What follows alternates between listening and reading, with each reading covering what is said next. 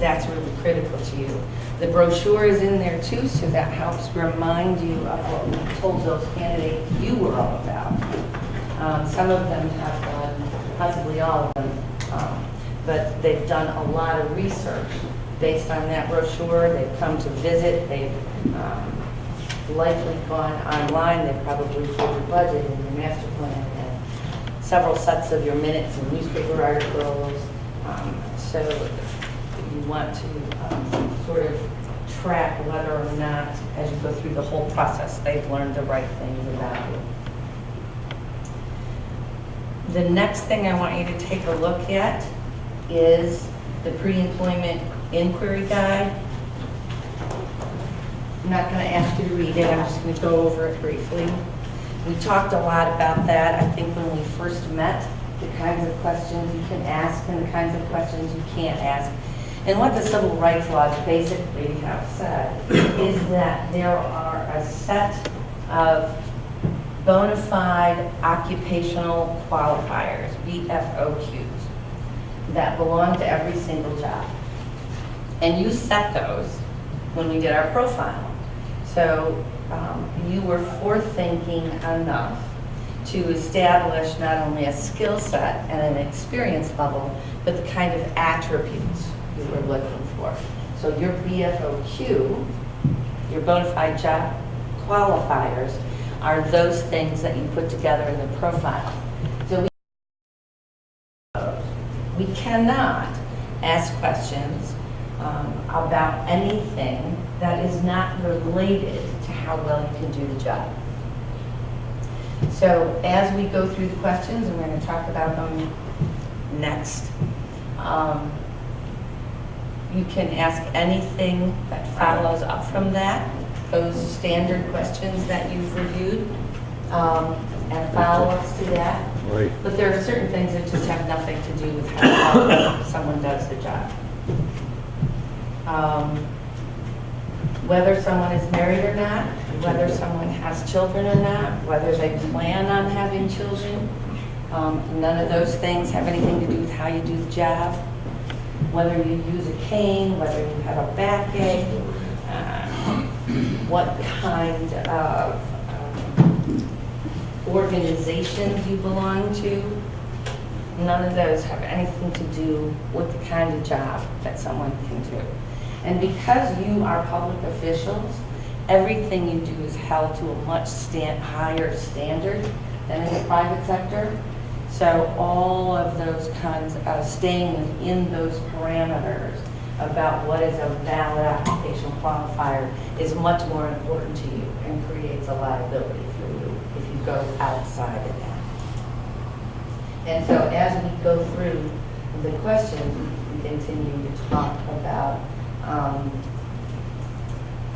curiosities or concerns or issues in those question formats that you might have, and whether or not another question you might have is a valid one.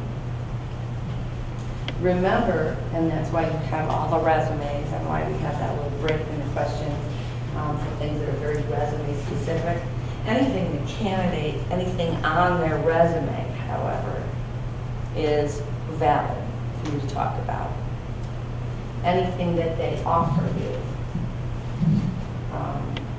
is acceptable within parameters for follow-up questions. Do you have any concerns about those lines? All good? All right, let's talk about the questions themselves. All right? In this format, the mayor gets to be the, as she always is, sort of the arbitrator or arbiter of the meeting. She'll start things rolling by introducing you and introducing the city and thanking people for coming and whatever sweetness and light you want to offer. It's a good idea to sort of talk directly to the candidate just so you get them kind of settled in their chair.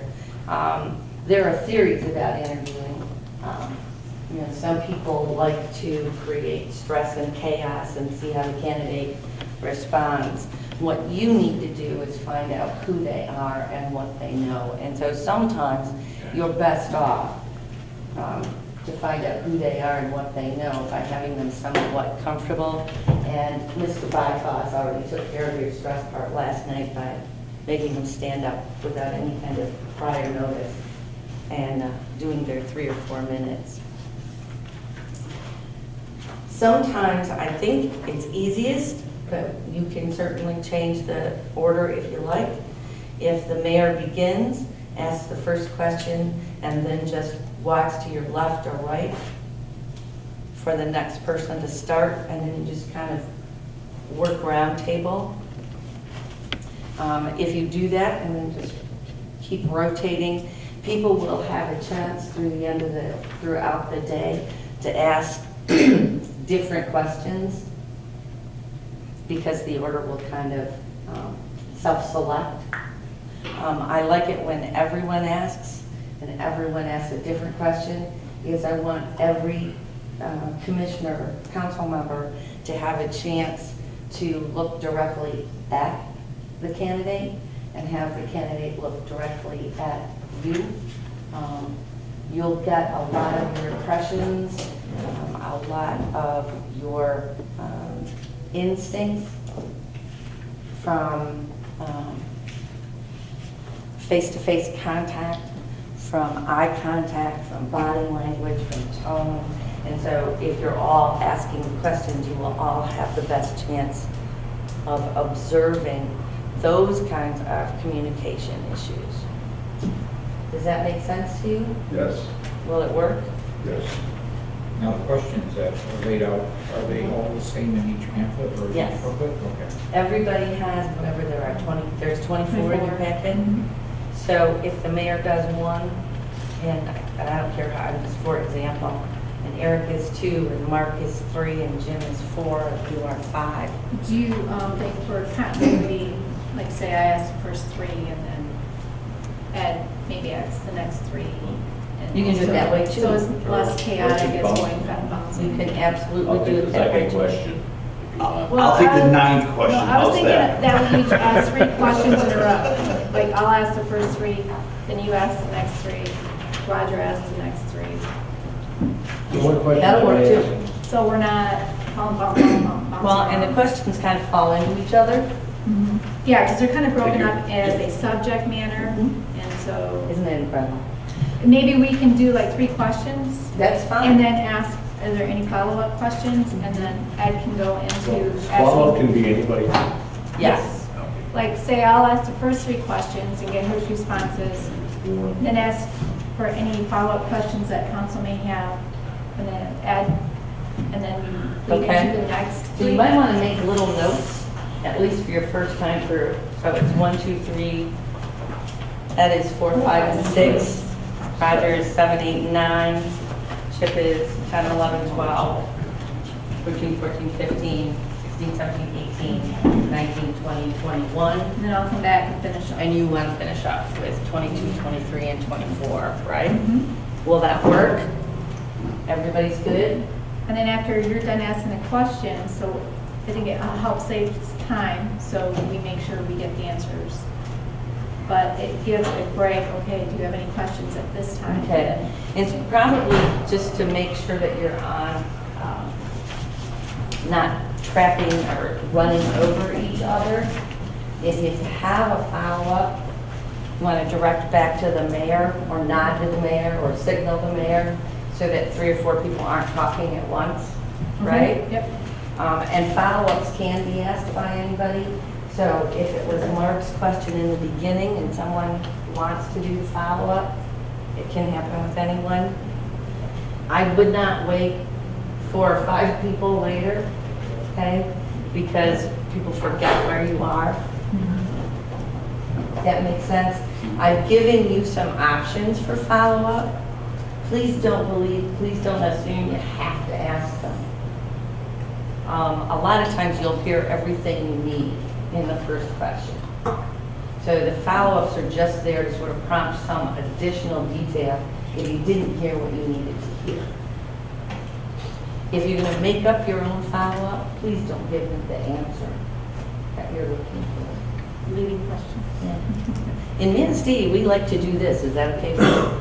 That is not a question. That is a gift. Give me your answer. Okay. If you know right now that there's an issue that's following, please give me a hint. Let me help you put that question together so that you know you're safe and everything goes the way you want it to go. I have given you in those forms, and you have one for each candidate, right? So you have 5 forms. Those blanks that I've given you, please do not try to transcribe their answers. That's not what that's all about. What you want to do is take notes for yourself about things that were significant in that answer. I was too nervous, blabbered on forever and ever. Excellent answer, exactly what I wanted to hear. Or jot down a couple of words from that answer that will give you a tweak, because I will guarantee you that by 5 o'clock tonight, it is going to be very difficult for you to separate specific answers of one candidate from another, unless somebody blows your doors off right up from the beginning. So those are for you to keep notes that help tweak your brain. And the thing that tweaks Eric's brain may be totally different than Colleen's. But that's just to give you space to jot down things to help you remember. Yes, sir? Just as maybe a leading question for you, but for all of the members here, the things we jot down are discoverable, and in my opinion, need to be professional and not discriminatory or use language that is going to be scrutinized legally later. So keep that in mind. If nice hair is one, or he's too old, or looks too young, those are comments that will certainly flag and alarm any type of legal scrutiny. So we need to be very conscious of that as well. Does everybody have a pen? Really good question. And you certainly can take notes on the side for yourself, but I didn't leave you enough space. Go ahead. The other question. Tuesday, August 11th, Manistee City Council special meeting to order. Please rise for the pledge. I pledge allegiance to the flag of the United States of America and to the republic for which it stands, one nation, under God, indivisible, with liberty and justice for all. Michelle, will you please take the roll? Mayor County, Here. Councilmember Floyd, Here. Councilmember Zelinski, Here. Councilmember Bixby, Good morning. Mayor Pro Tem Smith, Here. Councilmember Whittle, Here. Councilmember Gaston, Here. Interim City Manager. Here. That's it right now. Are there any citizens who'd like to comment on today's agenda? Seeing none. We'll move on to our new business, which is our interviews for the position of a city manager. The Michigan Municipal League Lead Search Facilitator, Kathy Grinsger, has done a lot of pre-work, got us to the point where we have 5 candidates that we will be interviewing for city manager. And our first candidate will be Mr. Timothy Wolff. At 9, 10:30, Mr. Anton Graff. We'll take a break at noon for lunch. 12:30, Ryan Heiss. 2 o'clock, Patrick Jordan. And 3:30, Kevin Hookup. Ladies and gentlemen, this is Mr. Tim Wolff. Morning. Good morning. Good to see everybody again. We'll put you in the hot seat. Just your water, please.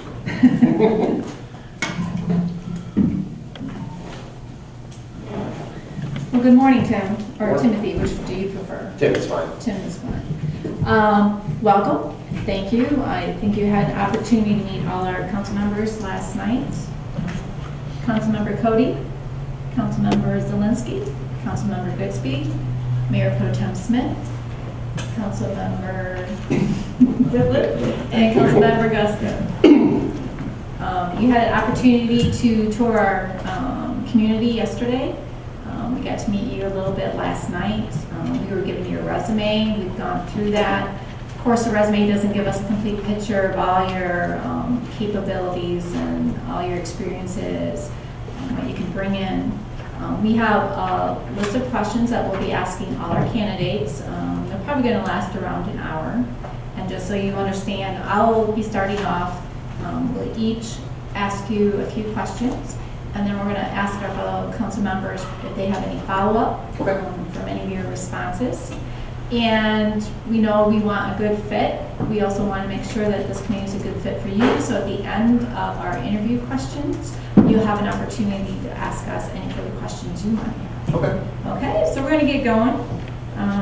So first off, Tim, will you please give us a brief summary of your experience?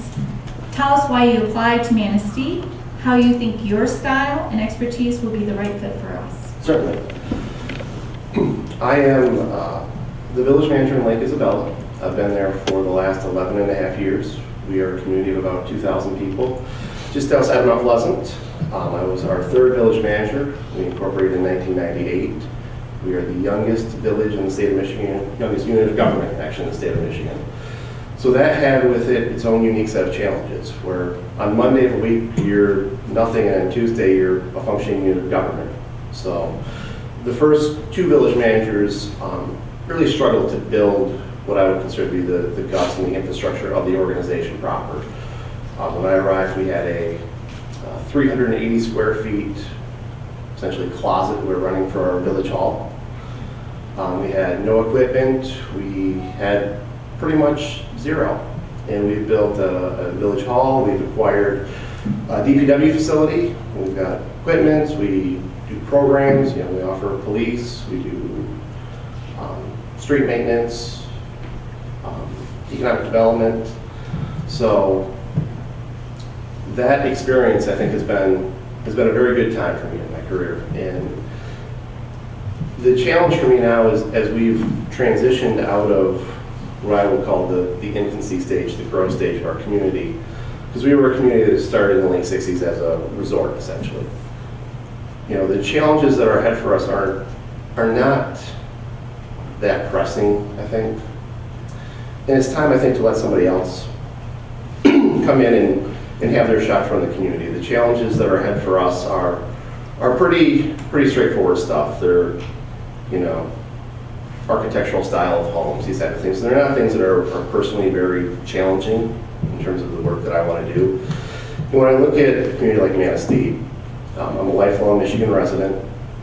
I love northern Michigan, and it's unique because where we're at in Lake Isabella, that is northern Michigan for a lot of our people that come up from Detroit or Chicago. But this really is northern Michigan to me. And you know, I see the challenges that northern Michigan face in terms of the economy, in terms of keeping the youth in northern Michigan in jobs. And those are issues that I want to work on. I think those are skills that I have a passion for, that interest me, and it's something that I would like to be a part of here in Manistee. Okay. I would like to know a little bit more. We would like to know a little bit more of you as an individual. So what occupies your time outside of work? Right now, I have a 2- and a 6-year-old, and that occupies a fair amount of my time out of work. I got asked quite a bit yesterday, do I play golf? And the answer is, I used to play golf. I don't play golf anymore. Someday again, I will play golf again, but right now, I don't. And a lot of that's my own personal experience. My dad was in the United States Navy, and he was deployed either in DC or on a ship for the good part of my younger years. So, you know, for me, I make it a concerted effort to be around, be with my kids, very involved in their school. Coached T-ball this year, which was a fun experience. A dad of 2 girls having a team of 10 boys and 2 girls was a different challenge for me. And but outside of that, we're active in our church. Play softball, but I'm a work and family guy primarily. Okay. Looks like you've had a lot of accomplishments in the community that you're at. Tell us about 2 of them that you're the most proud of. Probably the top of the list is the national award we won through the American Planning Association for the Small Town Plan of the Year in 2014. And I'm proud of that because when you look at the past award winners, there are cities like Aspen, Colorado, and places that I personally don't consider small town America. I mean, those are big places to me. So that we were able to go and we partnered with a company called My Mixer, and it's now called My Sidewalk. But essentially, it was an interactive town hall. And we started off our master plan process. We did focus groups, we did forums, and then we took some of that feedback and put a draft together and put that back out for the community and said, here's what we think you're telling us. Use this platform to engage with us and help refine that, tell us what we've missed. And it turned out really well. We had 45% of our community engage in the website actively throughout the planning process, which is good. When you do a master plan, you have to hold a public hearing, 4 people show up, a lot of times 5 people. It's like, are we really getting what our community wants us to get? And that's something that we're especially aware of, because being a veteran community and a seasonal community on top of that, we know a lot of our people aren't going to be able to attend a regular meeting. So we wanted to find ways to reach out with them, to interact with them and get their feedback. So being aware of those own challenges in our community and using technology to get past those is something I'm really proud of. The other one, honestly, is the work we did on a project that didn't happen. And we have 2 areas, 2 small plats in our village that have unbuildable lots. And they were platted in the early 70s, and they have restrictions to the number of well and septic systems that people can put on these lots. We went and designed a sewer system, got funding for a sewer system, got all the permits, and went back to the community in this area and said, this addresses the issue. This is the issue that's plagued this part of the village. We've done all the legwork. This is by far the least expensive this project is ever going to be. We somehow managed to get 25% of it funded through grant, through the USDA, which for a community of our median income was very difficult to do. And we went back to them and said, we're not going to force this on you, but no, if you say no, we don't have the resources to come back and try this 3 years, 5 years. This is it. And we got asked a lot of hard questions, a lot of direct questions. People ask me, and I live in the village, if you lived here, would you do this? And I would answer them truthfully. I said, if I had a home that had a working septic system, probably not. What's the benefit to me to dump the $15,000 into a sewer when I've got a solution that works for me? But the reason I'm proud of that is the work we did, and also the way that we were truthful to our residents. I mean, there have been years and years of speculation about the sewer at Lake Isabella. When's it coming? And the village was only incorporated to ram the sewer down our throats. And we were very deliberate in our message. We said, we are not going to do this if you don't want us to. If you want us to, fantastic. We're happy to do it. But if you don't, please don't get the rumor mill going that this is going to be, happening and you're all paying $200 a month or whatever. That's not how we operate, and that's not how we want the community to feel. So. Before we move on to Councilmember Cody, is there any follow-up questions? Good morning. Morning. Have you ever been terminated, asked to resign, or resigned before termination action? Tell us about it. No. No? Well, that was simple. It was. Okay. Why are you thinking about leaving your current position and the company? Yeah, like I said earlier, I'm perfectly comfortable and perfectly happy where I'm at. The issue that I have there is, I think I can do more. I know I can do more. And, I believe if you get to a place in life where you're too comfortable in your surroundings, you're probably not challenging yourself, you're not pushing yourself, you maybe not be seeking out opportunities that are good for you. When I look at, where I'm at professionally, I could stay there and probably retire there and have no problems, but would that be the most fulfilling thing personally and professionally for me? I don't know. And that's why I think this is a good opportunity for me. Okay, well, I was looking at your resume, and you come from a smaller village than Manistee is. What adjustments will you make to your style and your approach to be successful with our culture? Yeah, the culture is a huge thing. Organizational culture is huge. And the one thing that I gained yesterday through, especially the meet and greet, when I talked to the city employees was, I asked them, how long have you lived in Manistee? And time again, I got told, well, I'm a lifelong resident. I've lived here all my life. And I think that's fantastic because that's the style that I try to bring to my organization. We care about our staff, we care about our people. We treat people with respect, we treat them as they are the most important person that we're dealing with. And those small town values and that small town approach, I think is a good fit here. I really do. I don't think, someone coming in that would be a major or change agent type thing is going to sit well, because as I see it, a lot of the people that work here that are, active in the community, they're lifelong residents. And it's my job to fit in to their family, not the other way around. Okay, thank you. Welford's position in Manistee, what do you do to intend to stay in part with the community, with the residents and the industry, how would you continue to stay abreast of things? I would try not to spend a lot of time in the office. I would try to spend a lot of the time meeting with business owners, especially at the start of the job, meeting with community groups, just getting active, getting to know people, getting to hear their concerns, getting to know their thoughts. I don't think an effective manager stays in the office 8 hours a day. They definitely have to get out and get involved in the community. So in other words, you like to be a little walk around. I could use to walk a little. We all do. Okay, thank you very much. Are there any questions based on what we've already heard? Are there any follow-up questions, Councilor? I have one follow-up question, I don't know if it's now. When you were talking earlier about you rebuilt your village, with the sewer system and all that, did you also employ a water system with that too?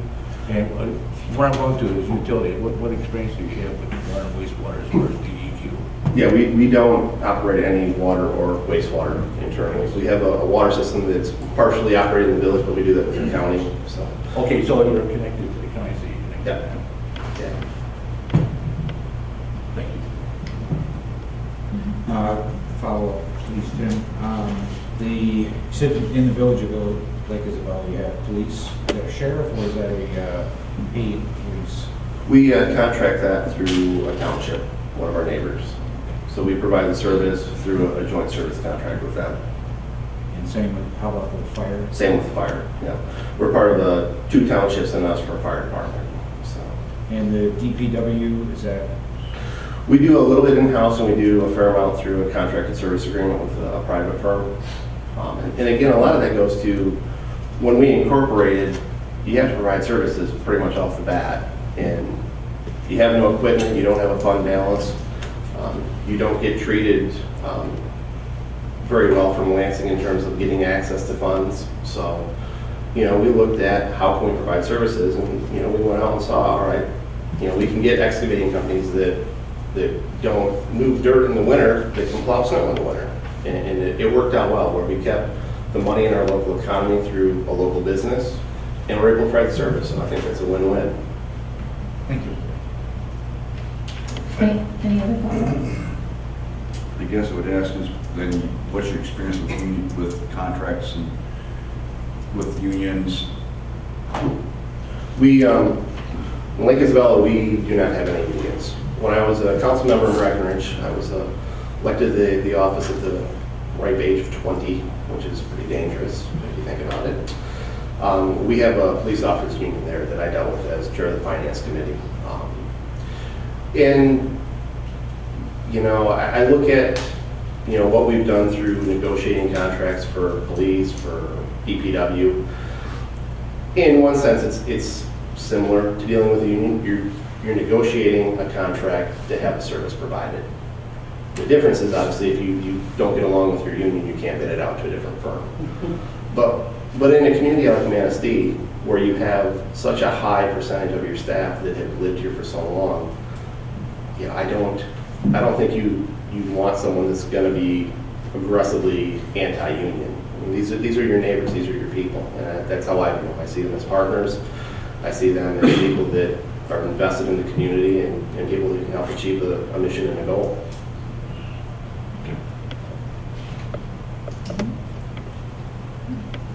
Mr. Zelinski? Morning, Jeff. How you doing? Good about yourself, sir. Good.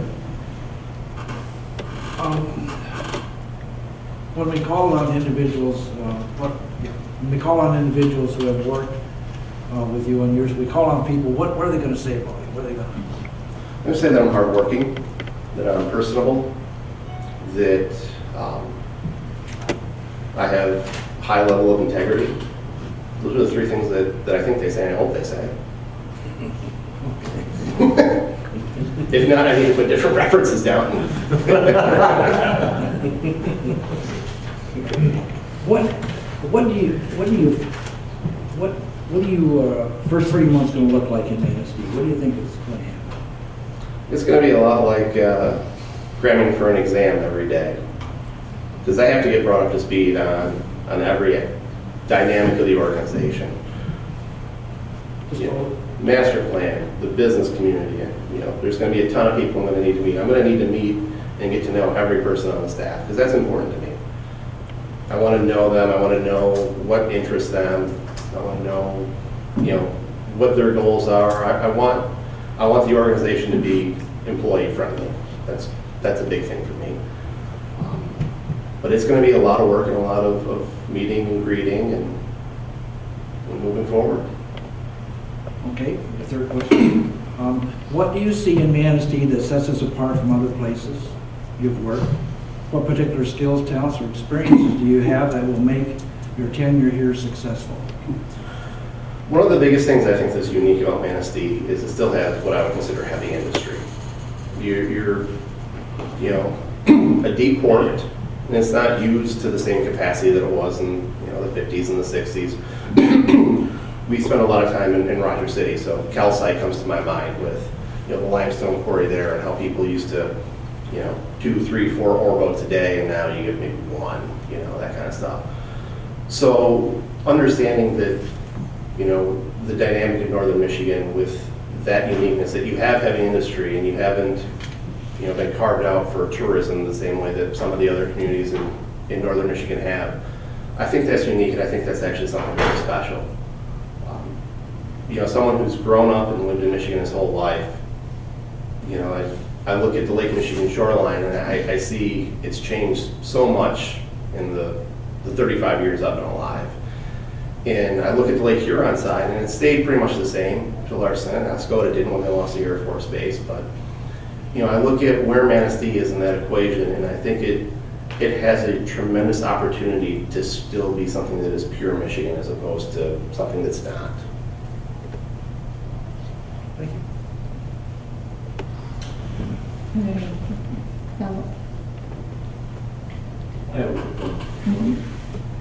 Tim, you mentioned some of your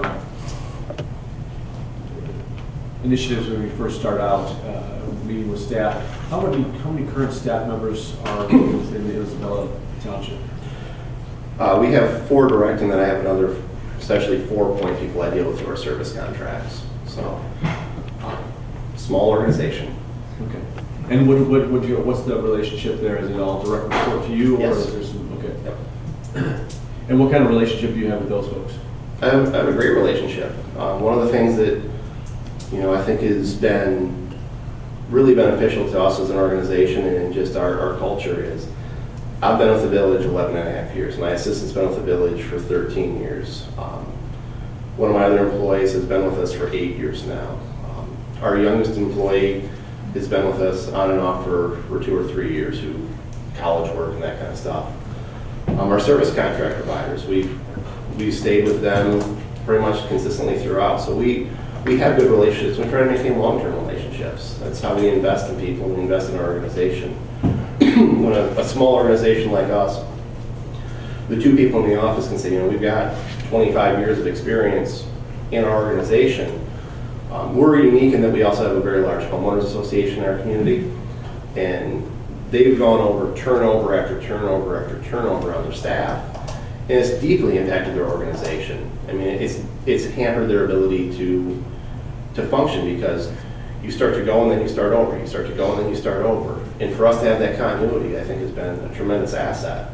And the one thing that we've been doing lately in the last year, 2 years, is both myself and my assistant have thought, maybe professionally it's time to take the next step, is we've been making sure that we leave the institution with the policies and the knowledge on how to function when we're gone, so that we don't just turn in the keys and say good luck.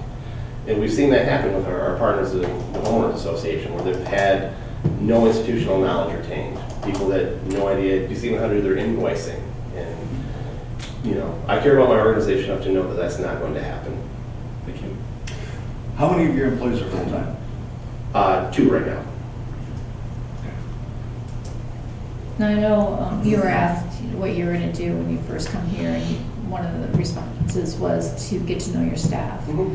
Coming from a smaller community that doesn't necessarily have a full-time fire department, police department, what are other things that you think are important for you to learn right off the bat? I want to know, frankly, what the department heads think needs to happen in their departments. And I say that from the standpoint, as I look at the financials for the city, I looked at the budget, and I see a fund balance of about $1 million right now is what Manistee has. And that scares me, because I have a budget that's not even, half of that, and I've got a fund balance of half of that. And I get worried that I don't have the fund balance that if an emergency happens, could we adequately and properly respond? I really want to know what they think. I want to know if they think about where we can make changes. I want to know where they think that we need to make additions. Because I believe it's their departments and they need to run their departments how they think is best. And it's my job to make sure that they can do that. I have a question. You don't have, you contract for the police Right. and fire, public works. You don't have water and sewer? No. Okay. What was the purpose of the sewer study? We felt we needed to do our due diligence to give the community the option on whether they wanted a sewer or not. Okay. So when we looked at this issue, sewer on buildable lots, our role, as we saw it, was to give the people who would be paying the bill the option on whether they wanted it to be done or not. It wasn't to make it happen, this is going to happen whether you like it or not. I don't think that's how government should operate. I think we are a service provider and we need to provide service in the way the community wants. There wasn't some plan or some idea that this is in the community's best interest? No, because candidly, the comment and the position that we kind of took is, as a community as a whole, probably doing a sewer system and only part of it isn't in the best interest, so we should probably do an all or nothing. And as you get away from that area where there are unbuildable properties, where there's only 25% demand for sewer, the rest of the village is non-existent. So we knew that wouldn't be a sell even from the get-go. But we thought we owed it to people who purchased property in the 1970s from a real estate developer, who were promised a sewer system, who were promised a scenario through the state of Michigan, the county, and the health department, that we would put this escrow fund in place so that you could build a house someday here, even though the person next to you can build a house, but because you have an odd numbered lot, you're out of luck. We thought we owed it to them to at least give them a shot to say yay or nay. Thank you.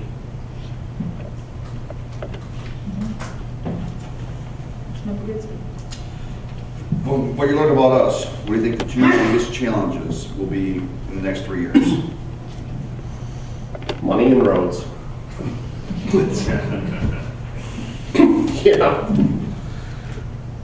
But at least take comfort, you're not alone in that problem. Everybody's got company on that problem, money and roads.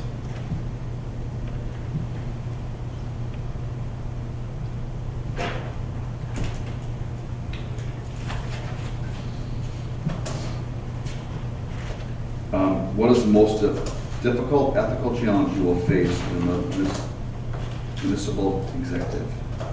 Tell us how you handle it and what you do different now, if anything.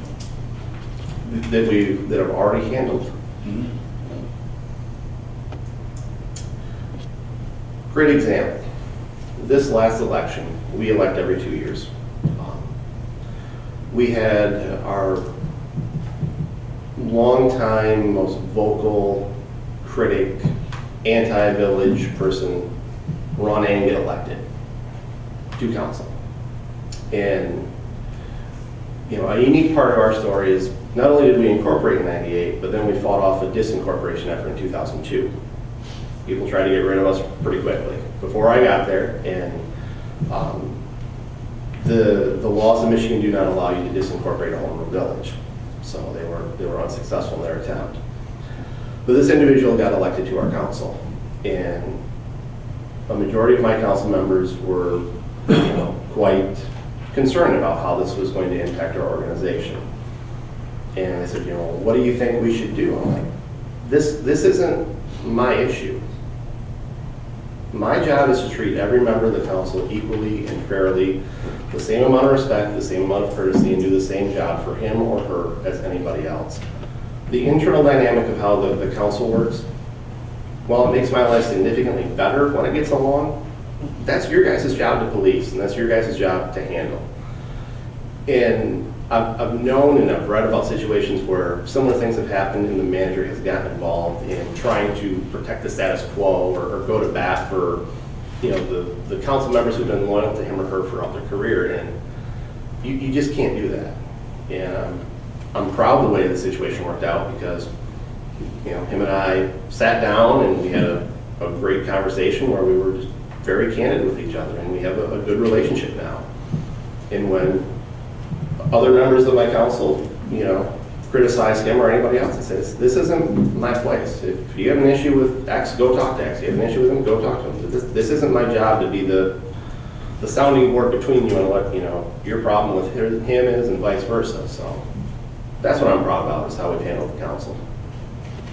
Now, your next question then. What is the most important skill a manager can have when it comes to manager-council relationship success? Communication and integrity. I was an elected official, and I understand that you guys need to be kept constantly in the loop. You guys don't like surprises. You like to know how to answer people on the street. And having that experience sitting on that side of the table is something that I've never forgotten. Because I hated it when someone would corner me at the party store and say, what's going on here? It's like, I don't know. Why did they decide to burn the brush pile of DP dump today? It's windy going that way. I don't know. No one talked to me about that. Those are internal decisions. But, to have that communication from staff to council is incredibly important.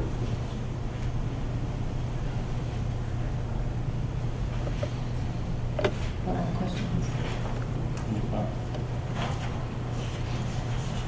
You had an opportunity to tour Manistee. Did you make a mental check of a to-do list of what you think you needed to address? I did. I saw a lot of things I want to address. And, we came up as a family last week to check the community out low-key, before, anybody, could put a name to the face. And, we walked the downtown, and the downtown is lovely, but I noticed a couple of things right off the bat, like the pocket park on the east side of the downtown. It has a lot of potential, but it's got a play set that has nails sticking out of it. It's got a broken Adirondack chair. Some simple things that need some attention. The flower boxes, the wrought iron black ones, those need to be spray painted. We parked in the parking lot across the river, and I noticed just how difficult and unfriendly it was to try and get from that side to this side with two small kids who were terrified of the noise of the drawbridge when the cars would go over it. I noticed the condo development across the river, and the buildings behind it that don't have any activity. The river walk on the other side of the river that kind of led to nowhere, and then it led to a platform that has broken boards in it. And the basketball court at First Street Park that needs to have the sand and the dirt blown off of it. The Rotary Park, the new one, which is beautiful, my kids loved it, but doesn't have a hedge or a barrier between the playground and the parking lot. So when your 2-year-old runs off the playground, she doesn't go into the parking lot, which mine does. You know, those are some of the things I noticed that would be on my list in terms of, these are things that if we're investing in tourism, these are appearance issue items that we need to be very deliberate about. That these are pretty simple things that we need to tackle and move forward on. Okay. You also named 2 challenges, the big challenges here, the budget and the roads. Mhm. And how would you tackle them, and what processes would you follow to tackle those 2 issues? What I would like to do in terms of the budget is go to what is called a priority-based budget. And it's something that we implemented this year in Lake Isabella. And we did it because, you know, we're a small organization that doesn't have a lot of capital, so we need to be very deliberate in what we do. But essentially, the priority-based budget is you identify what your priorities are, and you do that through your residents primarily, you know, whether it's public safety, streets, whatever. Then you identify each and every program, service that you run through your organization, what it costs, how many man hours you put in it. And then you match those programs up with those goals. And say, all right, are we allocating money and resources in time to match our goals as an organization? One community that did this was shared when I learned how to do this. They had this like $75,000 program of redirecting a road. And they asked, well, what's going on here? Well, the mayor from 30 years ago didn't like traffic coming through his neighborhood because it was easier to go to the expressway. So the DPW would go out every morning at 5:30 and cone off the one direction so they couldn't turn that way to get to the freeway. And then they'd come out at 3:30 and cone it off the other way so traffic from the freeway couldn't cut through his neighborhood. And it's like, and that had went on for 2 decades and no one had ever caught it. And not to say that anything like that's happening here, but when you put down on paper what you actually do and what you spend on it, say, are we spending these dollars the best way possible? That's the first step I think you have to do. Second, I'm going to want to see where we're at in terms of our street standards, in terms of what we're using for asphalt mix, what our asset management plan is. The hard reality is you've got a lot of streets that are past being able to be saved. There's a lot of streets that are full reconstruct. You have a lot of streets you can still keep in good shape for a long time though.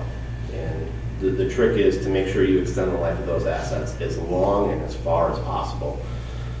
And that's a challenge in Michigan, especially when you have 2 hard winters back to back. Where you get 200 inches of snow and 20 degrees below zero, which we did, so.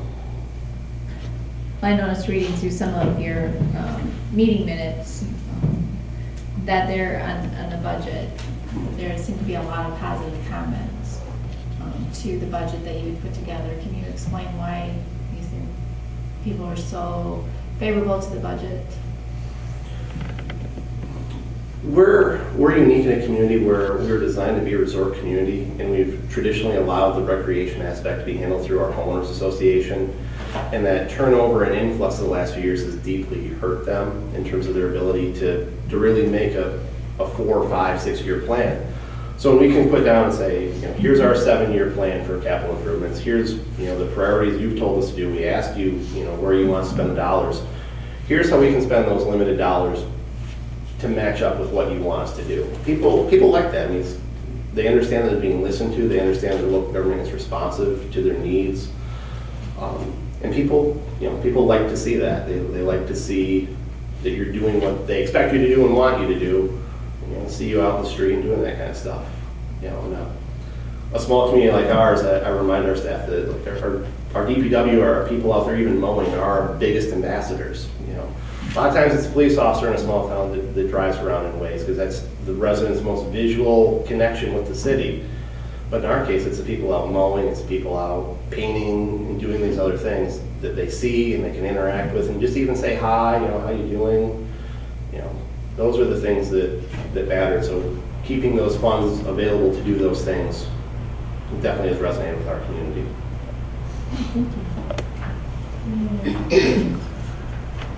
Yes, there. 10, your biggest challenges, excuse me, money and roads, economic development, Lake Isabella. How did you bring new businesses in? Yeah. What we've done in Lake Isabella is our philosophy is growth for the sake of growth is the ideology of the cancer cell.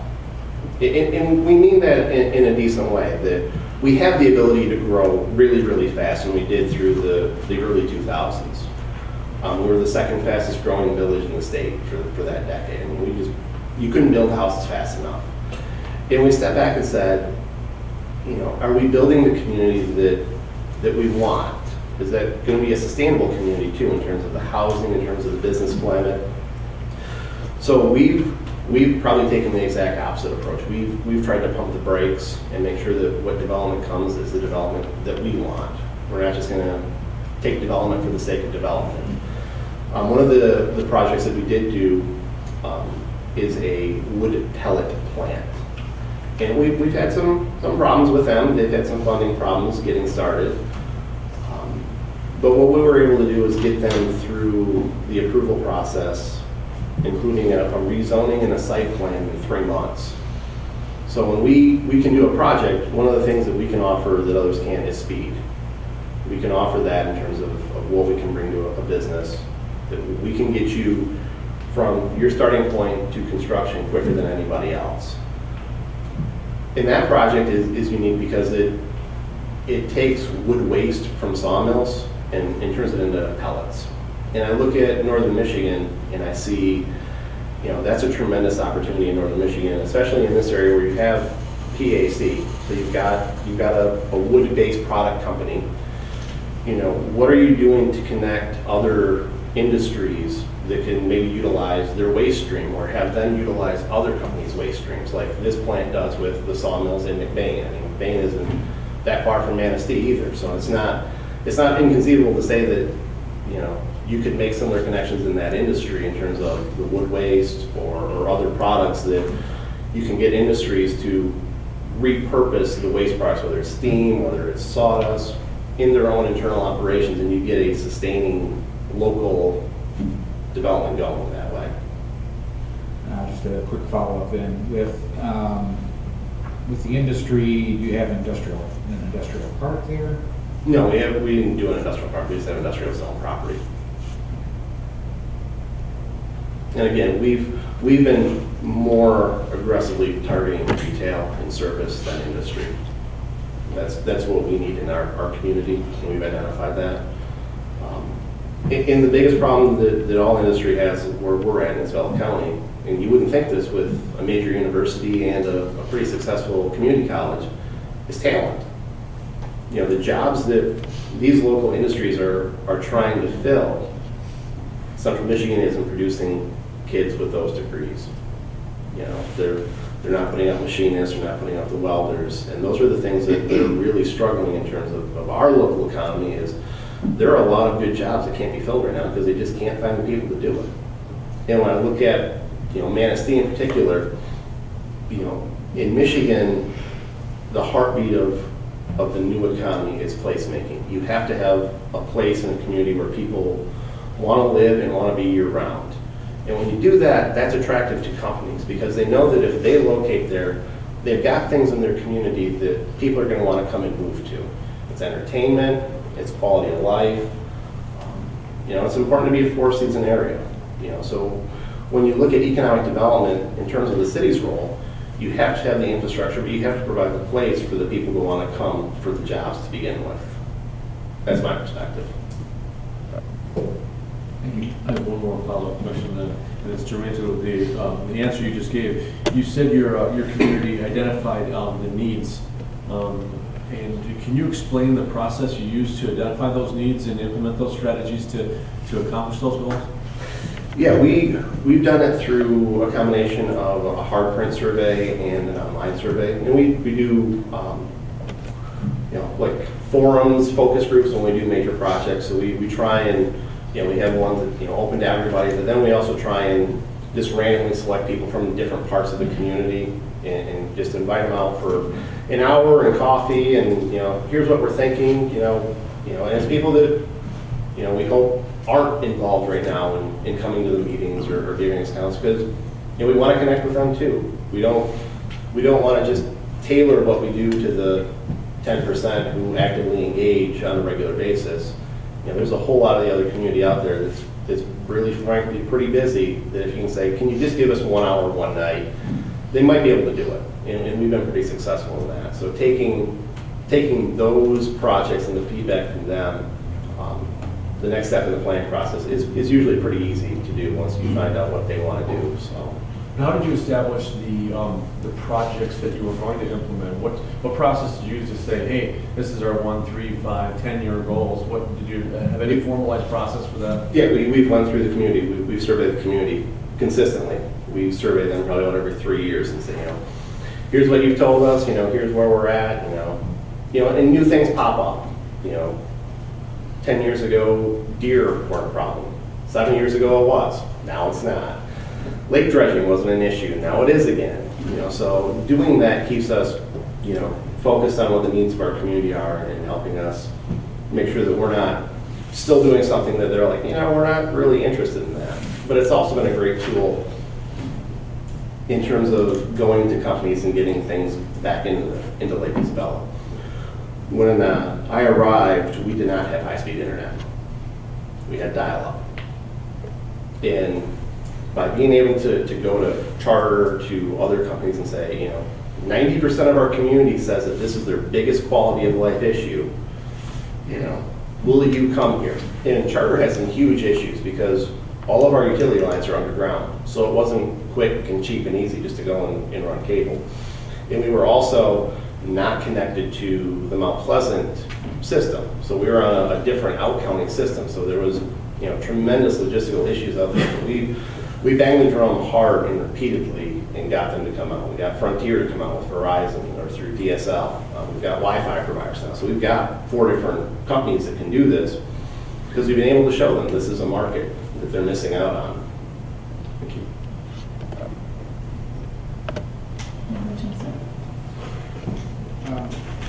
What's the most important role the council plays in the success of the community? The council is the voice of the community. The council is the heartbeat of the community. You are directly responsible to the community and whether or not you get to keep your job, in a sense. The staff's job is to provide you with policy recommendations, to provide you with research, to get the guidance from you, because you guys truly are what is connected the city to the community. That's the linkage in the system. And it's our job to make sure that that linkage is successful. What would you do to assure that they're effective in the task? The council? Yes. I would make sure that even though we have limited resources, that money is still available for training, MML, those type of activities. Those are tremendously valuable. We've made a consistent effort to always make sure that our staff or our council goes to like the elected academies weekend in Frankenmuth, especially after they get elected. They've also been tremendously valuable. Doing work sessions where it's less formal and you can have more of an open dialogue. Those type of things that be more comfortable to voice things that you think, is this a good idea? Am I not getting something here? But definitely having the ability to communicate freely is where that's at, in my opinion. Do you find it best to provide council with recommendations for actions or merely options from which they choose? What I do is I tend to provide a summary of the issue and I outline the options. I say, these are the options as I understand it, here are the pros, here are the cons. I'm fortunate that I have a council that largely processes information and thinks the same way through analytical issues as I do. So, I spell everything out and they look at it and say, well, this is obviously the easiest choice here. It's like, well, yeah, I agree with you, but I still need to make sure that you understand the dynamics of if you choose this path versus this path. So. Are you more of a manager or a leader? I feel I'm more of a leader, and that's tough in this because one of the critiques that council manager form of government tends to get is you get into a pattern where the meetings are just so dominated by the manager. And, you know, I have to remind my council that this is the council meeting. It's my job to give you the information. It's not my job to run this meeting, you know, time in and time out. The community sees that, though, that you're the leader of the organization. And that's something that I like and I embrace, and I'm happy to have that role. But I always remind them and say this, you know, but I work for the council. You know, they're the true leaders of the community, but you run the organization. It's like, yes, but I run it for them. So I'm happy to be that person, but I always try and make sure that people don't try and, you know, give the position of village manager too much authority or too much power in terms of where it's at in the community.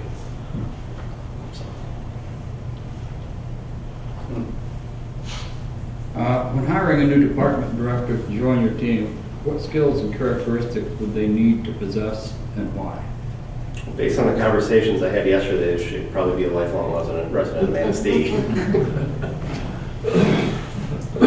It's about fit, and you can't say that enough. It's more important to have the right fit for your dynamic and your personalities in your organization, because anybody should be able to learn the technical aspect of the job. It's, do you fit well with the team that's already there? And then it may be better to have nobody than somebody. To leave a position vacant just because you don't have someone that's a good fit for your team. They may be perfectly qualified and have an outstanding resume and outstanding credentials, but at the end of the day, their personality may not fit with that of the team, or their approach to tackling issues may not fit with the approach of the team.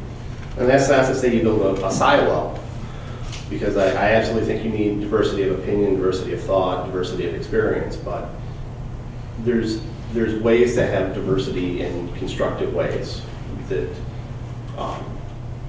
you know, our council's a great example of this. There have been many times when people say, well, you know, I really didn't like the way that turned out in terms of a vote on an issue, but the way we got to that decision, and the majority of the board wanted to do that, I was okay voting for it, even though I really wasn't in favor of it, just because of the process we used to get there.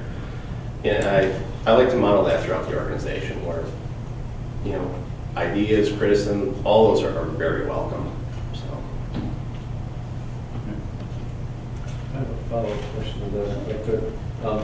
When you say find the right fit, how do you determine those parameters for what's the right fit? That's a great question. You do it, especially for higher positions, you have a team involvement. One of the things that I like to do, and we don't have a lot of opportunity because we're so small, is you bring different people from different parts of the organization in when you're looking at projects. So whether it's bidding out healthcare, or, you know, even, you know, some type of multi-departmental project where you've got, you know, DPW or parks or whatever, you want to have a team that's not just those people, but maybe someone from public safety, because they can say, well, you know, we have this problem, and it's never dawned on someone in parks that, oh yeah, you know, when the farmer market's here, that causes a parking problem here, and that kind of stuff. So making those teams of interdepartmental people, I think, is a good way to help get that fit. Thank you.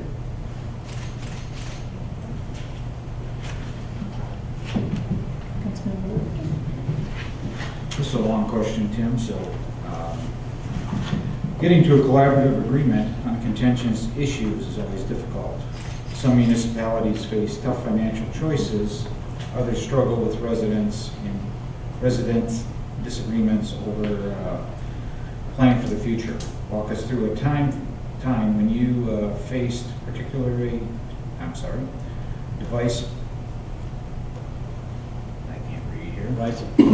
divisive problems, and tell us the process you used to get the parties to say yes.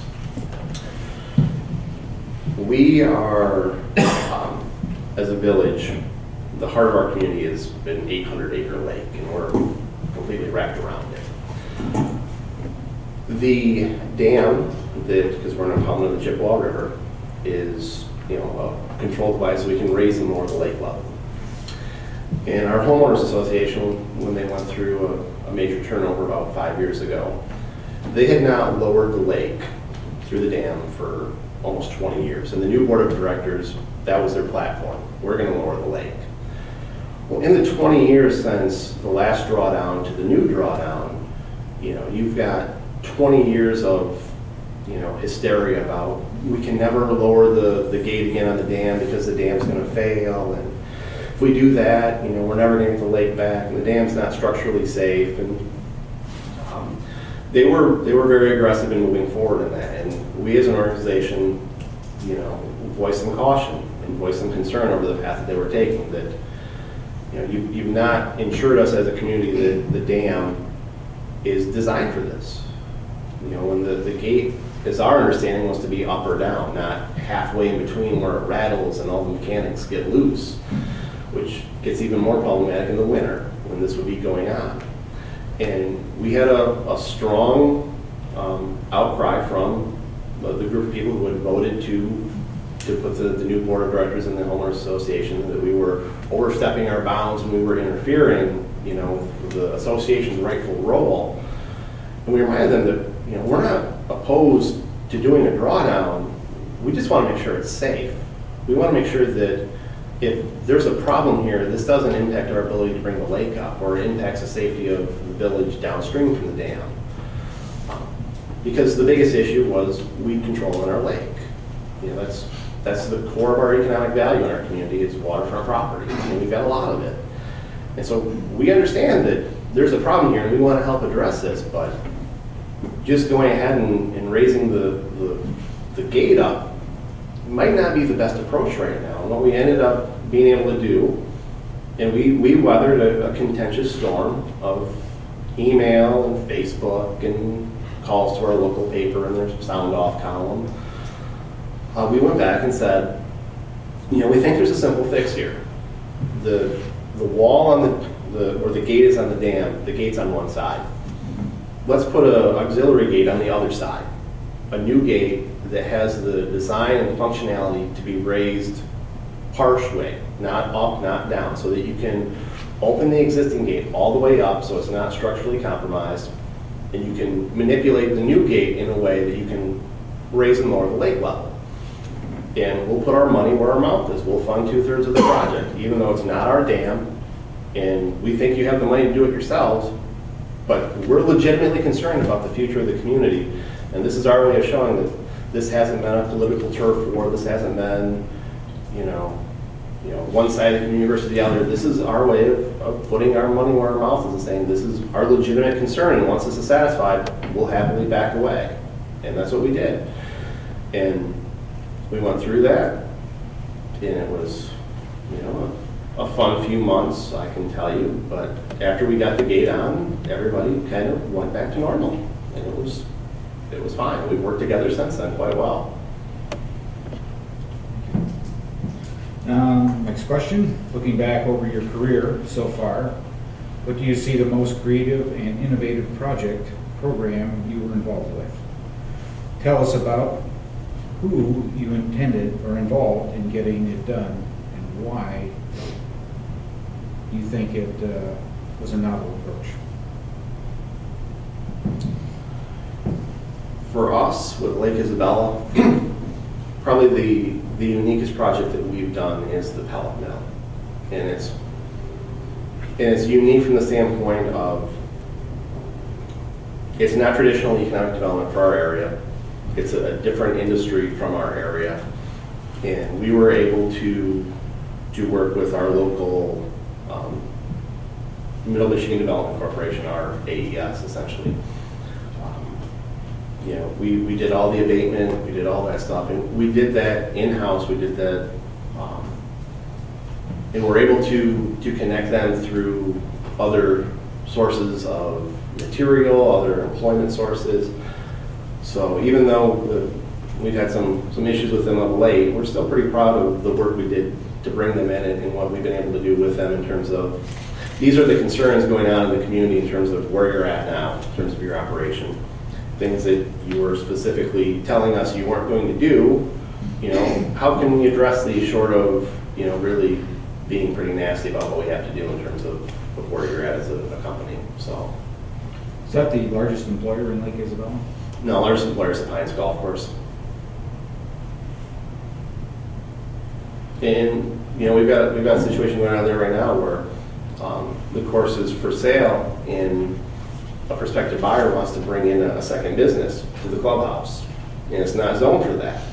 And, I met with them a couple weeks ago and they outlined it and said, well, if this is the path you want to take, here's our time frame in terms of an ordinance amendment through the planning commission, through the council. And if, this is the course you need to make. For me to make the 15-day publication notice through the zoning act, I have to have this in paper by like 2 o'clock today. So I need to know if you're serious or not. It was frankly a project that we had been approached about earlier. Do we want to buy the golf course? And we did our due diligence and said, no, it's not right for us. It's not our role in the community. This is a private company. This isn't a good extension of government to essentially take over a private business and run it this way. We would rather the private market deal with this. So, In your organization, and this is an off-topic question, do you have a zoning board of appeals? we do. Last question. Every Michigan community has faced severe financial difficulties over the last decade. When you took over, when you look at our budget and forecast it for the next couple of years, what do you see? And what are you bringing to the table that will help us meet and manage our financial challenges? I'm not gonna lie, I see a lot of tough choices ahead. I see a lot of things that you have to look at and say, are these, where we're spending dollars right now and where we need to spend them for the future. And the thing I've been hearing a lot is the quality of the roads are a big issue. And I think that has to be a high priority in the budget. Public safety is always going to be probably the #1 concern in the community, but what I've been hearing lately from the residents more than anything is roads, then economic development. So, From what residents? what's that? From ours or yours? From yours. Just mingling last night, not just at the reception, but downtown afterwards. We went and low-key met with, just walked the streets and talked to people and, heard a lot of concerns about roads. A lot. Any questions? Any follow-up? Councilmember Guston? If you looked at our budget, surely you saw that most of the spending is obligated spending. Yeah. And there are not many discretionary dollars in there to apply towards things. We did put some significant resources into roads, Wolff Street this year. Next year it's almost exclusively Major Street. And there's not much going forward in the strategic plan that calls for the budgeting of resources. How would you address that? It's a great question, because it's the same problem that we have in Lake Isabella. We look at our long-term funding situation for our roads, and the number that we've come up with is 4 mills. If Lansing does nothing, that's what we need for streets, just in my town of 27 miles.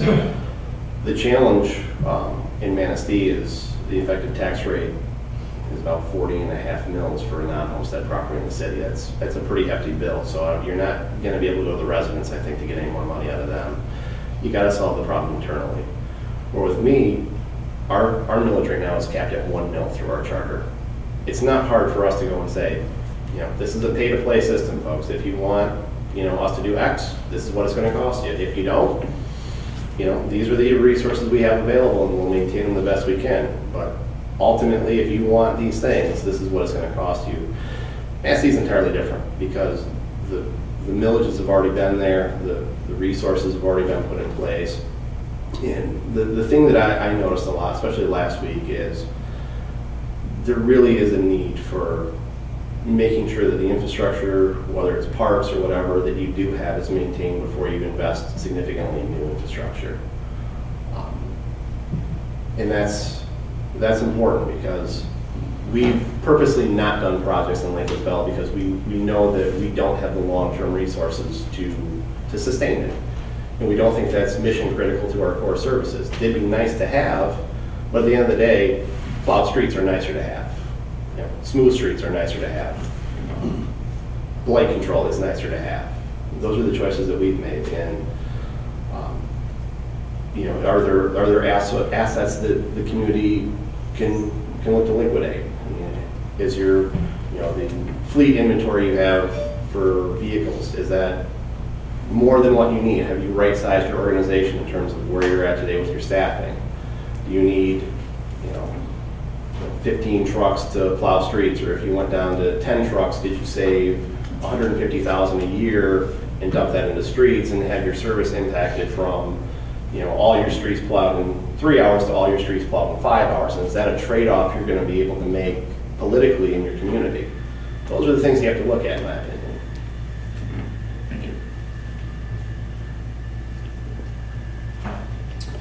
Tim, thank you. You've been doing very well.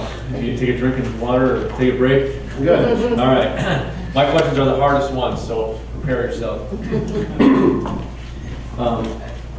Really, the questions I have, the first one, I'm very familiar with the area that you manage. I've been over Mount Pleasant several times in school and in that area, and I'm very familiar with the dynamics over there. But tell us what intergovernmental or regional cooperation efforts you've championed in the past, and how did you measure their effectiveness? And I don't just mean interdepartmental from government to government, but what about federal, state, and other resources? Yeah. One that right now we're working on, and it's not a formal agreement, but it's a task force that we are actively involved in, is with our tribe. The Chippewa River has historically had an E. coli problem, particularly in the summer, and it's gotten worse in the last few years. And we've partnered with them initially to do monitoring throughout the system in our part of the county, where we monitor the quality of the water coming in, we monitor it in our lake, we monitor it coming out. And what we found is we're a tremendous asset for the river because it comes in pretty nasty and it leaves us pretty good. And it doesn't get bad again for a few miles downstream. So we're helping them in terms of isolating, is this an agricultural issue? Is this failing septics out county? Part of that, we're working with the health department in terms of, in Michigan, when you have you get a permit to install a septic system. There's no real permit to maintain a system. And Bay County right now is looking at amending their sanitation code to have essentially an operator's permit for a septic system. So doing something along those lines, whether it's that type of system or an organized, you know, point of sale, whenever a home on a septic system sells out county, it has to pass a certification. Those are the things that we're looking at through the tribe, through the health department, through our townships around us to really, you know, address this problem, because we understand, one, it's a tremendous health issue, but two, there's a significant economic interest in the recreational use of the river where we're at. There's a lot of tubing. I used to live on the river, so I'm aware of this. I'm not a big fan of tubers. But in terms of the state, you know, our work with the unbuildable lots is actually something I'm quite proud of. Where when I came to Lake Isabella, we actually had 5 plats that had restrictions that you couldn't build fully in. And we've gotten that down to 2. And we've done that through working with the state of Michigan, through the health department, through the county. We've taken an approach to say, you know, these problems were created in the 1970s. They're before any of us at this table were part of the problem or wrote these things. Let's look at this from a fresh perspective. Let's look at it and say, all right, are the restrictions as they were written in 1974 applicable to 2010 based on new technologies that get used in septic systems, the soils that are there? So we've done significant work with them and got 2 plats completely lifted. The 3rd plat, there was just a really small area that had some heavy soils, what we call clay. And we went to them and said, you know, it's not going to be economically sustainable to put a sewer or a water system in this area for 60 lots. We own, through tax reversion, 100 lots in this plat that are in an area that's perfectly fine. Why don't we create an agreement that allows someone in this area that there might be poor soils, they go and they try and get a permit for a septic system, If they fail, they're then allowed to trade out with one of our good lots. It solves the problem from your end, the state of Michigan, because you couldn't approve a change that was only beneficial to some and not to all. Well, we can say, we have the resources in our organization through our inventory of lots that we've held to do the swapping program and it not raise any legal red flags with you. And they signed off on it. And that was, the first time they've ever done anything like that. So we've actually had a pretty decent relationship with the DEQ.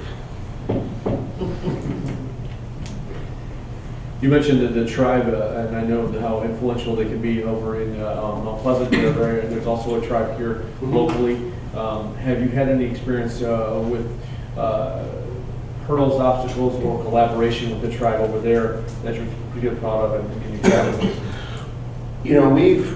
We are outside the traditional bounds of the reservation where we are. We don't have a large native population in our community. And in Isabella County, there's what's called 2% sharing, so 2% of electronic gaming revenue. Twice a year you have to apply for grants from the tribe. And we've honestly shied away from really ever getting too involved in that. One, we know demographically we're not a good fit, but two, when we deal with our tribe, we want to make sure we deal with them on equal footing. We want to see them as partners. We want to see them as a valuable contributor to what we can do and what we can do for them as well. So like on our sewer project that didn't happen, one of the first things we did was we actually went to them and said, here's where we're at in this project. This is the funding we've received. We understand that tribal waters start 1.5 miles downstream from our jurisdictional boundaries.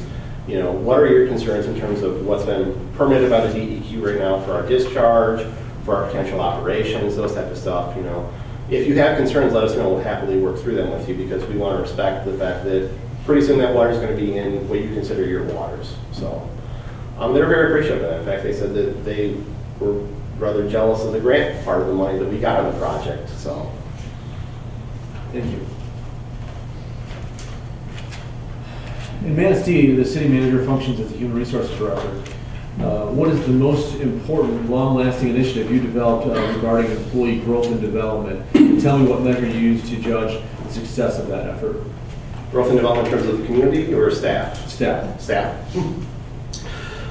We have, when we identified that more than likely both myself and my assistant were going to look for career opportunities outside the organization, we started to look at internal ways in terms of, how do we build essentially a coaching tree, is what I call it.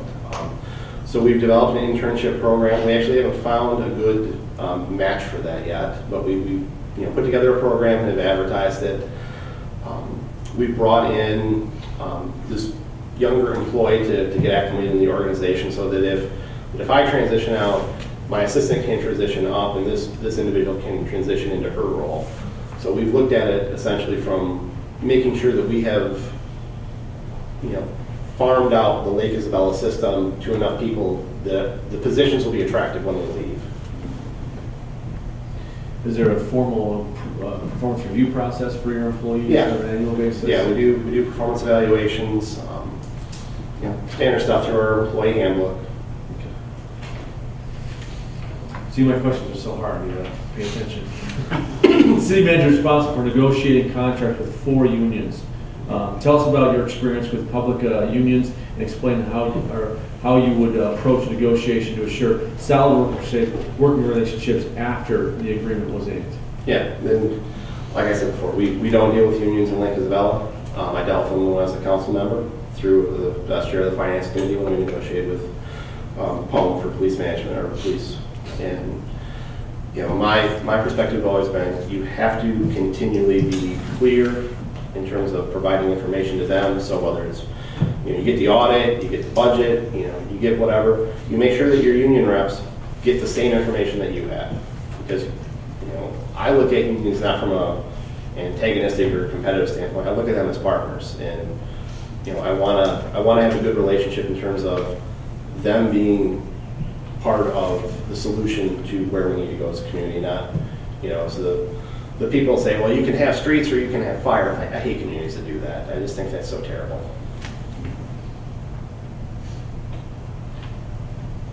Thank you.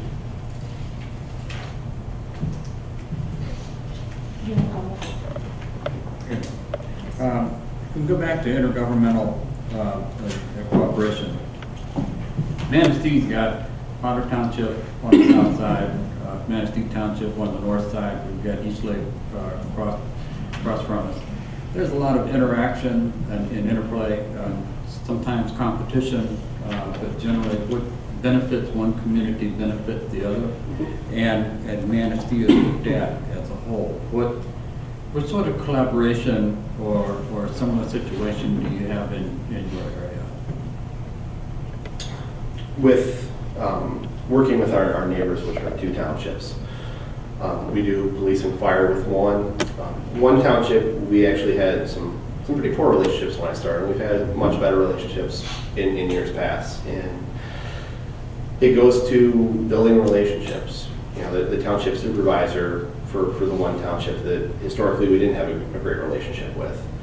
They've got a road project that they want the road commission to do.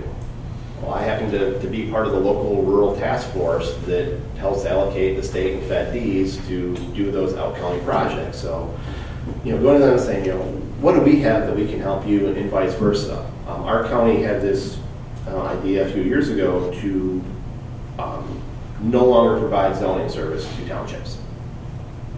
It was either an all or nothing game is what the county administrator wanted to do. We'll either do all of it or we'll do none of it. And this township in particular had county zoning. And we went to them and said, you know, we're not interested really in getting into the zoning business, but, you know, we see a huge risk on our end if this becomes unzoned in terms of what could get placed right on our jurisdictional border with you.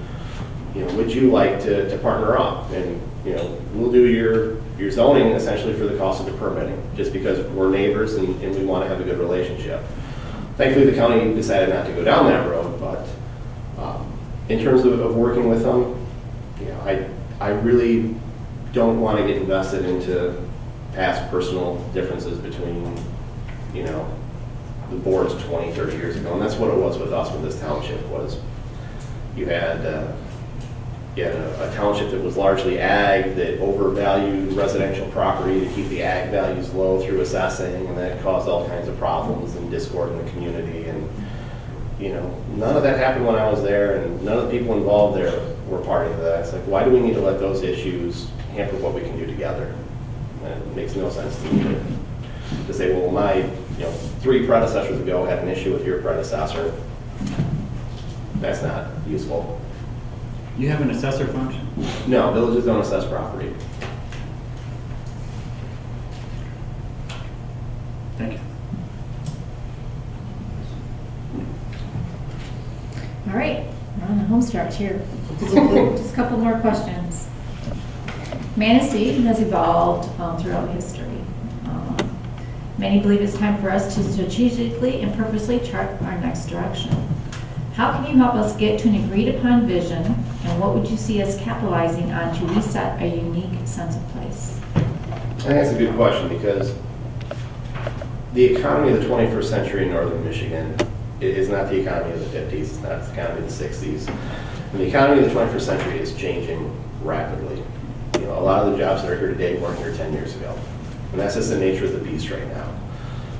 In terms of making Manistee a unique place, I think you have a tremendous ability to still be that, where other communities, particularly on the Lake Michigan shore, have greatly transformed in recent years, in the last 15, 20 years, and they're not very what I would consider pure Michigan anymore. They're great for tourism and that kind of stuff, but to have a community where people still have blue-collar jobs, that has a great downtown, to have parks and schools that people care about, you know, that to me is northern Michigan. I think when you look at how you can market yourself in the future, those are the things that as a community you have as an asset that, you know, we're not X, we're not Y. We are true to our values, we are true to who we are, and this is still a great place to call home. That's the thing that I heard continually last night from people is, well, I have kids, but they've, you know, moved off to wherever, and I'd like them to move home. And you have to have that place where they want to come back to. And sometimes it's a transitional phase where they get out of college and they want to, you know, experience the millennial lifestyle, and the 1,000 nights of fun is what it's called. And but when they start to settle down and have kids, you know, they want to come back to what was comfortable to them. And to have a community where that still is an option is a good thing in my opinion. So. Okay. Our next question, I think we've already kind of touched on the economic development. Does anybody need any further information on that? Okay, tell us a little bit about your comfort with technology. Primarily, how do you use it for an effective presentation, communication, and citizen engagement tool? We use it quite a bit. Even though we're small, we went completely digital about 5 years ago. So we don't print packets, we don't print much of anything anymore. So we use it, Planning Commission, Council, completely digital. We do, PowerPoint interactive stuff during our meeting where, especially for zoning, it's important where you have, aerials up so people can see it. You can say, well, if we do this, this is how that's going to affect the street frontage and this. So we try and make it visually appealing to people. We've also been toying lately with how can we reformat notices in a way that's more interesting. Like we had a rezoning issue with the golf course right now. To satisfy the legal requirements of the state, it's a pretty boring, mundane, black and white, here's the parcel, here's what it's going to go to, here's the hearing, here's the location, here's, yada, yada, yada. People read that and they're like, but if you put a sign up that says, well, what do you think about this parcel with this use? Let us know, City Hall, 6 o'clock. That's probably going to get a little bit more interaction from your community than trying to ramble through a legal description of what the parcel is. We use Facebook in our organization to commute and promote the community. We're just embarking on kind of an e-news campaign thing for us where we have over 2,000 parcels in the village, about 2,500. So to do traditional hard stock mailing newsletters is pretty cumbersome financially. And we're like, we can best financially maximize our impact if we do a blended, hard print newsletter, electronic newsletter. We'll do monthly, coffee type, meet and greet type things where, we'll try and get the sheriff to come in is one of the people we're going to target, to talk about, things going on, or maybe our state rep, to get the people in so they can, hear from another connected member of the government in our area and also hear, 5 minutes of what's going on and what do you think and what are we missing, that kind of stuff. But we use technology quite a bit, especially for an organization of our size. So. Is there any other thoughts? How comfortable are you with technology? I'm very good at it, and unfortunately, I made the mistake once of people in my church finding that out. And so after that, every time someone had a computer problem, hey, let's go talk to Tim. And Tim's advice was, have you tried System Restore yet? Let's start there. Thank you. Are there any other questions you have for Tim before we turn the tables? Okay, we appreciate all your answers and your patience going through there.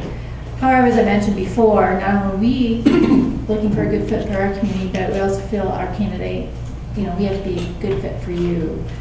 So is there anything else or any other information you need to determine whether you have found the right place to work? The biggest question I think I have is, one of the things that surprised me when I really started to research the different things in Manistee, because initially, I looked at things, I'm hearing economic development, time and time again, strategic plan and all these other things, and I looked at, plans and information that are out there through your guys' website, through your economic development partner, and I found a ton of information out there in terms of the market and these kind of things, and I guess my question to you is, have those been aggressively pursued, or has there been a disconnect between the plans and the goals that your economic development partners have put out and what the city has tried to implement internally with your own programs? We have an active DDA, Okay. and I think a lot of that, our DDA has taken on that kind of responsibility, helping to market Manistee as far as our economic development. We do have a little bit of that in-house. Mm-hmm. They have set up like a program with somebody coming into the area who they can talk to, like a package, so it's almost like a one-stop shop. Sure. For the DDA, and the city is part of that as well. I think sometimes you look at plans, white papers, studies, and other things that have happened over a period of time, or even committees, as in our recent street committee. And you look at the cost savings or the cost factors, and you look at, you gauge the public's interest in some of the items. One of the few communities in the area, probably in several county area, that have dedicated police and fire and EMS. Most places are collaborative or share those resources or contract for those Yeah. resources.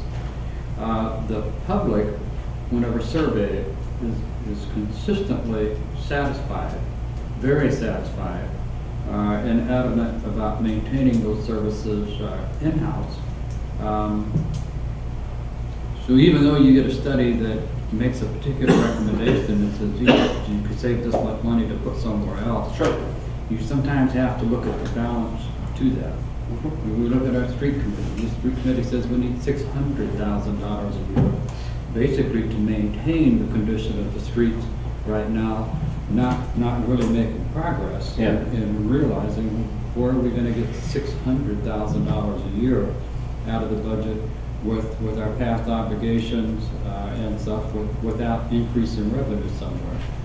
I don't believe the reports have been done for the sake of just doing reports. And there's partial implementation, and you look at the community and the interest of the people in the community and try and strike a balance there. But there is a wealth of information and data that's out there. It makes for some interesting conversations at times and debate, which I think is healthy and good for the community. As long as people keep things in perspective and realize, that there's no money tree growing out there to fund all these things. We're trying to make progress, I believe, and head in a concerted effort. But sometimes there's different priorities too. Sure. So, And going back to your question, economic development, I did fail to mention that we also have AES, Alliance for Economic, Yeah. that we work very closely with. In fact, we're a huge support of that along with the counties. So there are other organizations that the SKI does work well with towards economic development. Any other questions that you might have for us? No, that was my big question, so. Okay, well, I think that's it for us. I appreciate your time and coming in and speaking with us. It was great to meet you and get to know you a bit better through this process. I appreciate being here. Thank you for the lovely state of Ramsdale.